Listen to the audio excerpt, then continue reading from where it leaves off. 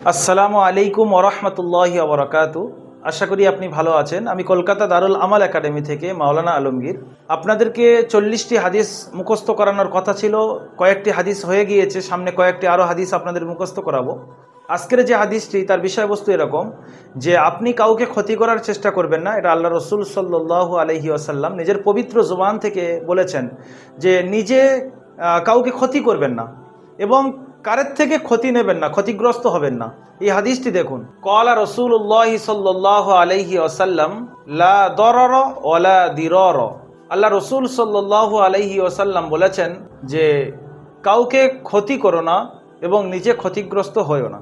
যদি আপনি এরকম ছোট্ট ছোট্ট হাদিস এবং দিনের বিভিন্ন জিনিস আপনি শিখতে চান, তাহলে দারুল আমাল একাডেমির ইউটিউব চ্যানেল আপনি সাবস্ক্রাইব করুন। আমাদের এখান থেকে ভিডিও আপলোড করার পরে আপনার কাছে নোটিফিকেশান পৌঁছাবে ওই সময় যখন আপনি নোটিফিকেশান বাটন অন করে রাখবেন। এবং দারুল আমাল একাডেমির ফেসবুক পেজ রয়েছে, ওই পেজ আপনি ফলো করতে পারেন। ভালো থাকুন, সুস্থ থাকুন, দারুল আমাল একাডেমির সঙ্গে থাকুন। আসসালামু আলাইকুম ওয়া রাহমাতুল্লাহি ওয়া বারাকাতুহু।